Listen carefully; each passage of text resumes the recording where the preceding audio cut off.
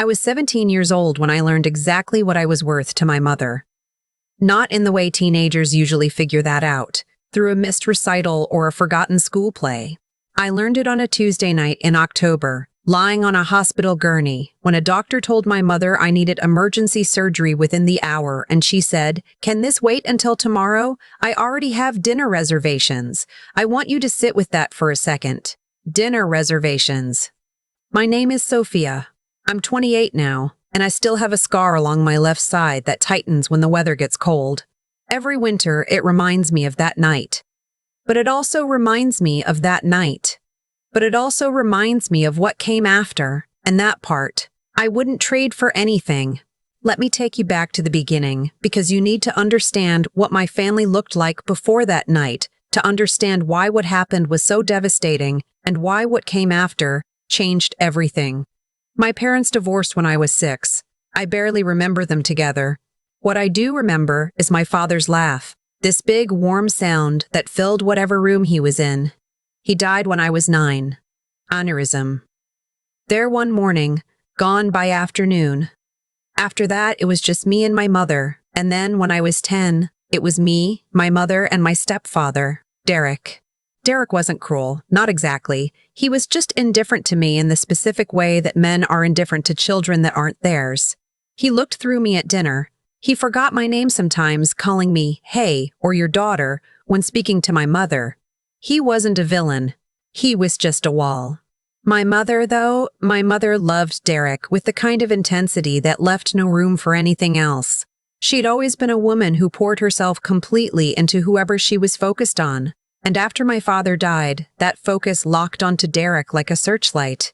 I was 12 when she told me, in what I think she believed was a reassuring tone, "Sofia, you're so independent. You don't need as much as other kids." I was 12. I needed exactly as much as other kids. When I was 13, my half-sister Jade was born. And I want to be careful here, because Jade herself is not the villain of this story. She was a baby. She didn't choose any of it. But Jade's arrival confirmed what I had already suspected. There was a version of my mother that I had never gotten access to. Soft, attentive, present. The mother who woke up at 2 in the morning, not with irritation, but with tenderness. The mother who rearranged her entire schedule around a pediatric checkup. That mother existed, she just didn't exist for me. By the time I was 17, I had learned to function in the margins of my own home. I did my homework at the kitchen table between 6 and 7, before Derek got back from work and wanted quiet. I made my own doctor appointments. I did my own laundry. I kept my emotions small and compact, because large emotions made my mother sigh in a way that made me feel like a burden. I had a part-time job at a coffee shop 3 afternoons a week. I was saving for college. I had a plan. The plan did not include falling. It was a Saturday in October. My school's cross-country team had made it to the regional qualifier, and even though I wasn't on the team, my best friend Cammie was, and I went to watch her run. The meet was held at a state park about 40 minutes from our house. It was one of those cold, bright fall days where the leaves are red and gold, and the air smells like something ending. I remember thinking it was beautiful. After the meet, Cammie's team placed second, which she was furious about in the way only 17-year-olds can be furious about second place. A group of us walked a trail near the finish area. Someone had spotted a lookout point on a ridge about a quarter-mile in. It was getting dark, which we should have taken more seriously. The path was narrow and the ground was slick with wet leaves. I don't fully remember the fall itself. What I remember is reaching out to grab a branch that wasn't thick enough to hold me, and then the feeling of the ground not being where I expected it to be. And then I was at the bottom of a rocky embankment, about 15 feet below the trail. And everything hurt in a way that went beyond ordinary pain, into something that felt almost calm, like my body had simply gone very quiet. Cammie was screaming my name from above. Someone called 911. I remember staring up at the sky between the tree branches and thinking, very clearly, that I needed to stay awake. I stayed awake. I'm proud of that, actually. The ambulance got there in 11 minutes. By the time we reached the hospital, I had a fractured left pelvis, 2 cracked ribs, a laceration along my side from a rock, and the beginning of internal bleeding that the doctors would spend the next hour very concerned about. The attending physician, a woman named Dr. Purring, Reyes was direct with me even before my mother arrived. "You have internal bleeding that we need to address," she said. "We're going to need parental consent for surgery, unless it becomes immediately life-threatening. Do you have a parent we can reach?" I gave them my mother's number. My mother and Derek were at dinner at a restaurant called Harlow's, a place she had been talking about for 3 weeks, a reservation she'd made a month in advance. It was their anniversary, not their wedding anniversary. The anniversary of their first date. My mother commemorated both. Dr. commemorated both. Reyes spoke to her on the phone. I wasn't in the room for that call, but Dr. Reyes told me about it afterward, and the careful, neutral tone of a professional who has learned to describe things without editorializing. My mother had asked if the bleeding was life-threatening right now, at this exact moment. Dr. Reyes had said that it was serious and worsening. My mother had asked if it could wait 2 hours. Dr. Reyes had said she strongly recommended against that. My mother had said she would try to wrap up dinner quickly and asked if there was a number for the nurse's station. She didn't come. I lay in that hospital bed for 90 minutes waiting. Cammie sat beside me, holding my hand, texting her own mother. A nurse named Patricia brought me a warm blanket and checked my vitals every 20 minutes and didn't say anything about the fact that my mother wasn't there, which I think was its own form of kindness. The bleeding worsened. At the 90-minute mark, Dr. Tinto Reyes came back and told me that they could no longer wait for consent, that this had now crossed into the category of emergency intervention. "We're going to take care of you," she said. "That's what matters." Before they took me into surgery, I asked if anyone had reached my mother. A nurse said she had called twice more and left messages. I went under alone. When I woke up, it was morning. The room was pale yellow with early light, and there were flowers on the windowsill that hadn't been there before. A small bunch of yellow daisies in a plastic cup, and sitting in the chair beside my bed, asleep with his chin on his chest, was my grandfather, my father's father, Grandpa Lou. Louis Caruso was 69 years old, and he had driven 4 hours through the night from his home in western Pennsylvania the moment Cammie's mother had called him. Because she, not knowing who else to contact, had gone through Cammie's phone for my last name and found his number listed in the school directory as my emergency contact. A contact I had put there myself 2 years earlier, because I had realized even then that my mother's name in that slot was more symbolic than practical. He was still in his pajama, top tucked into regular pants, which meant he had left in a hurry. There were coffee cups on the windowsill beside the daisies. He had been there for hours. When he woke up and saw me looking at him, he said very quietly, "There she is," and I cried. I hadn't cried once the entire night. Not in the ambulance, not in the ER, not before surgery, but something about those 3 words, that specific relief on his face, broke something open in me. He moved to the side of the bed and held my hand and didn't say anything else for a while, which was exactly right. "Where's Mom?" I asked, eventually. He was quiet for a moment. "She came by this morning," he said, "early. She was here for about 30 minutes. Did she left before you woke up?" he said. "She had to take Jade to her gymnastics evaluation." I looked at the ceiling. I didn't say anything. There wasn't anything to say. My grandfather stayed for 6 days. He slept in that chair every night. He learned which foods the cafeteria made well and which to avoid, and he brought me soup from a deli down the street that he had identified by the 2nd day. He talked to my doctors and took notes and asked questions I wouldn't have known to ask. He watched old westerns with me on the hospital TV and complained about the commercials and made me laugh, even when laughing made my ribs ache. My mother visited 3 more times during those 6 days. Each visit was between 40 minutes and an hour. She brought a card signed by the whole family on the 2nd visit, and on the 4th visit she brought Jade, who was 4 years old and mostly interested in the adjustable bed controls. On her 3rd visit, the one without Jade, she sat across from me and said, in a tone that I think she meant to be conciliatory, "I know the timing was hard, Sofia, but Dr. Reyes told me you were never actually in danger of, you pulled through fine." I looked at her. "They told you it couldn't wait," I said. "They called you 3 times. She folded her hands in her lap. "It was our anniversary." "I know," I said. We didn't say anything else for a few minutes. My grandfather was down the hall getting coffee. I was glad he wasn't there for that conversation, and I also desperately wished he was.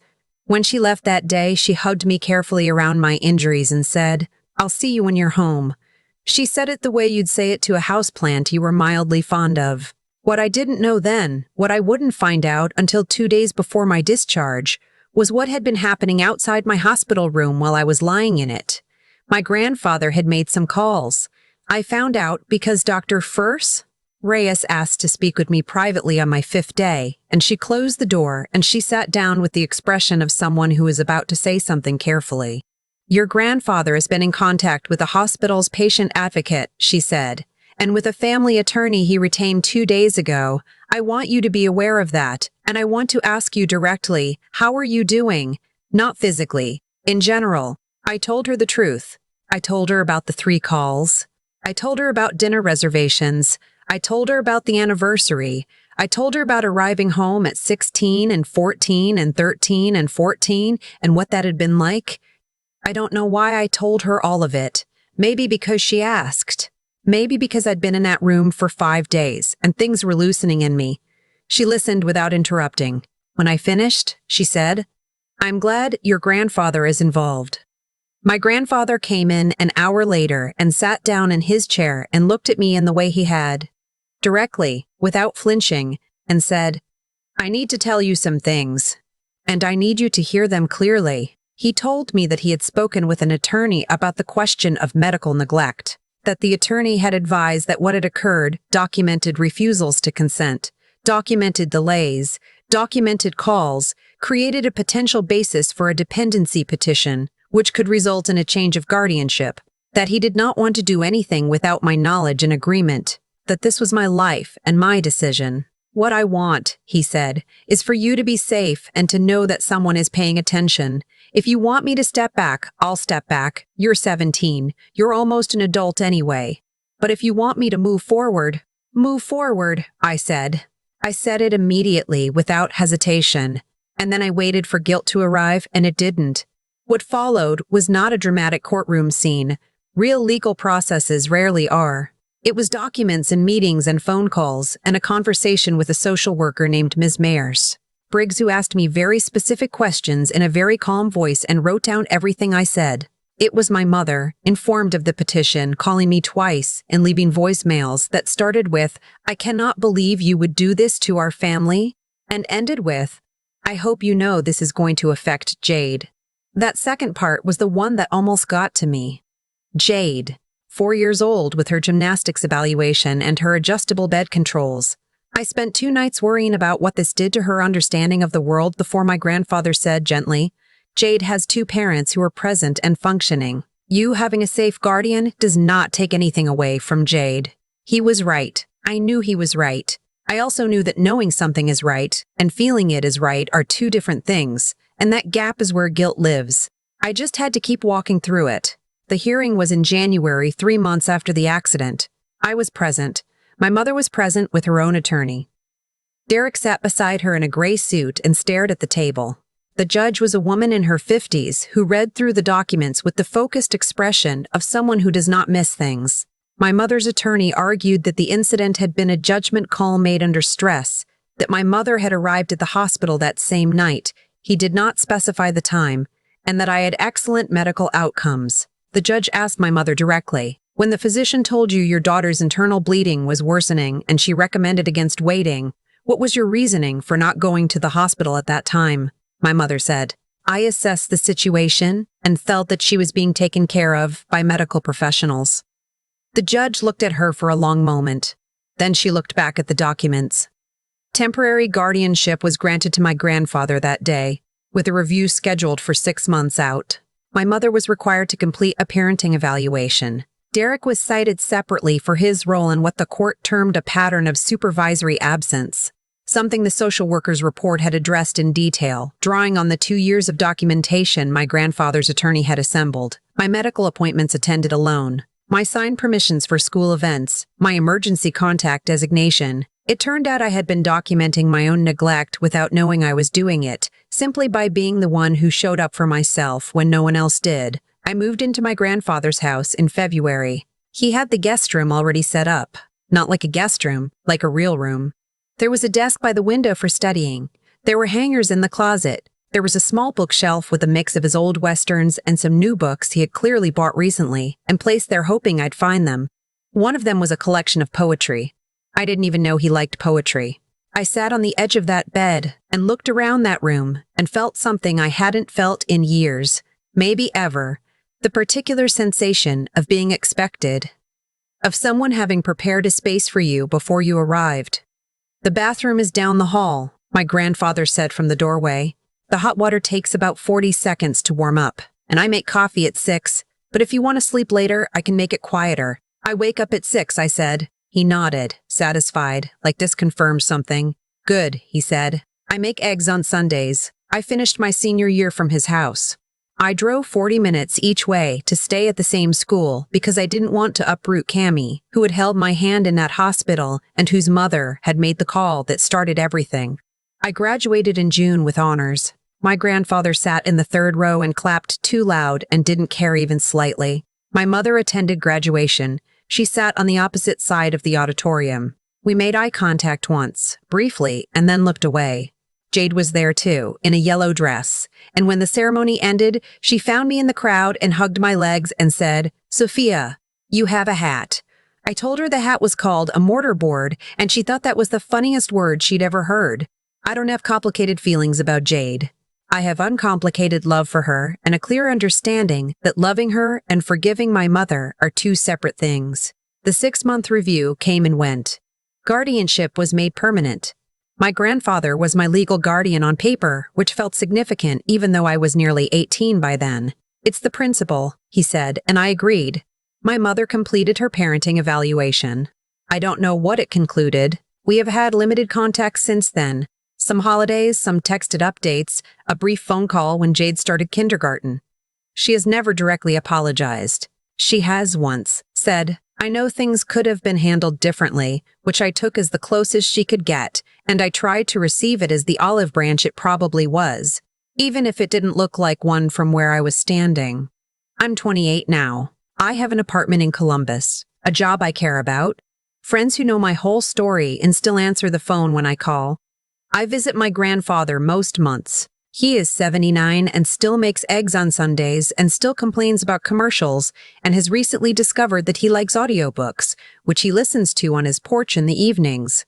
Last October, 11 years after the accident, I drove up for the weekend and we sat on that porch in the cold with our coffees, and he said, out of nowhere, "I should have paid more attention before the accident. I knew things weren't right."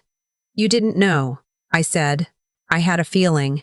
"Then you came when it mattered," I said. "That's what counts." He was quiet for a moment, looking out at his yard where the leaves were doing their October thing again, going golden red before they let go. "You were always worth paying attention to," he said. I should have said that more. I didn't know how to answer that, so I didn't. I just sat with it and let it be true. I thought a lot, over the years, about what my mother meant when she said I was independent. I think she believed it. I think she looked at a child who had learned to take up less space and mistook the adaptation for a trait. I was not naturally independent. I was a kid who had figured out that needing things caused problems, so I stopped appearing to need them. Those are not the same thing. If there is a version of you out there reading this who has been told you're so independent, who has gotten good at not needing things, who has put your own name in your own emergency contact box because the other option felt unreliable, I want you to know that I see exactly what that is. And I want you to know that it gets better, and that better usually involves someone who shows up, and that the someone is often not who you expect, and that 4 hours in the middle of the night in pajama pants can change everything. My grandfather's name is Louis Caruso. He drove through the night with coffee and daisies, and he stayed for 6 days in a chair. That is what love looks like. I know because I've seen it, and I keep showing up for it, and I will not let anyone talk me into mistaking a wall for a window ever again.